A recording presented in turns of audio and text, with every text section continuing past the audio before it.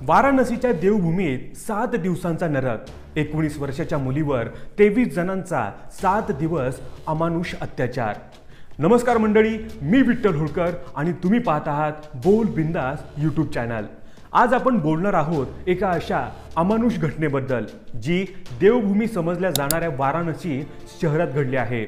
जिथे लोक मोक्षाच्या शोधात जातात तिथेच एका निष्पाप 19 वर्षाच्या मुलीवर 7 दिवसांपर्यंत तब्बल 23 नराधमांनी आळीपाळीने बलात्कार केला आणि हे सगळं घडलं तिच्या मित्रांमुळे।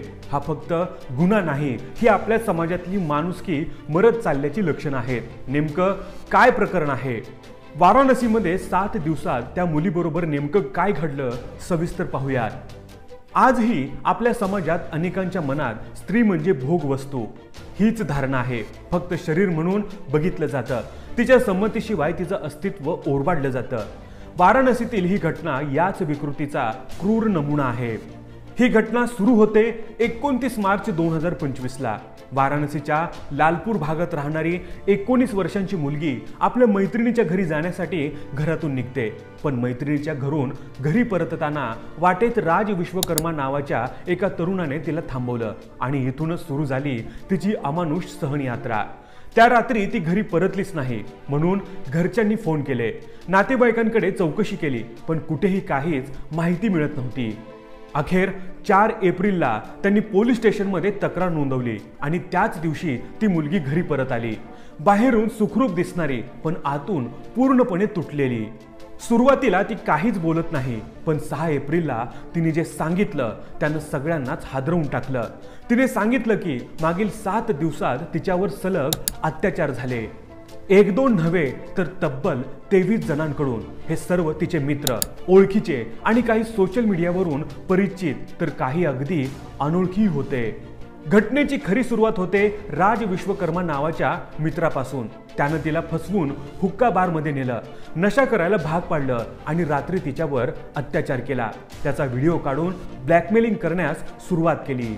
यानंतर समीर, आयुष, दानिश, अनमोल, साजिद, सोहेल, जहीर अशा एकामागून एक मित्रांनी ती माहिती पुढच्या मित्राला दिली आणि त्याच पद्धतीनं अत्याचार सुरू ठेवला।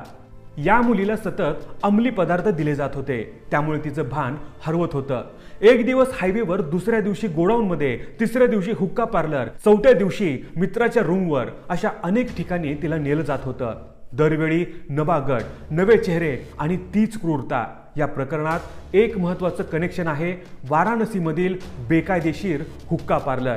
उत्तर प्रदेशात हुक्का पार्लरवर बंदी असताना सुद्धा सिगरा, लल्लापुरा, हुकोलगंज अशा भागांमध्ये खुलेआम हे पार्लर्स चालवले जात होते।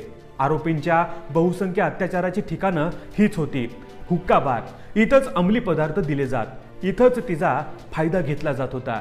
या 23 आरोपींपैकी काही तिचे शाळेतील मित्र होते, काही कॉलेजमधून ओळखीचे, काही सोशल मीडियावर झालेले फ्रेंड्स, काही आरोपी अल्पवयीन आहेत असं पोलिसांचं म्हणणं आहे।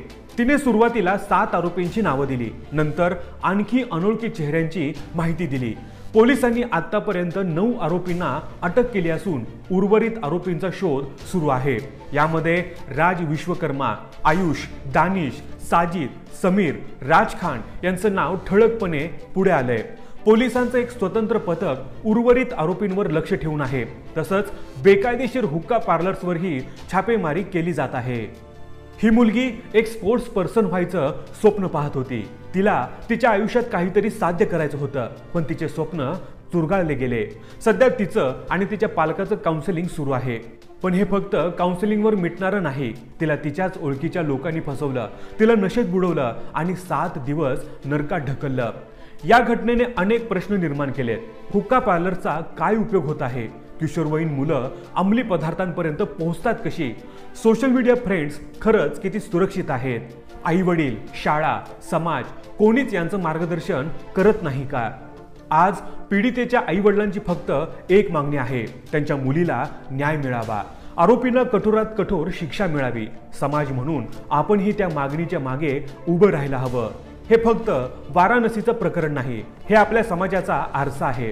कुठे ना कुठे आपल्या मुलांचं संगोपन, त्यांचं मनोबल, त्यांना दिलेली फ्रीडम याचं भयंकर रूप आपल्या समोर उभं राहिलं आहे। आणि म्हणूनच ही वेळ आहे आवाज उठवण्याची, गप्प न बसण्याची।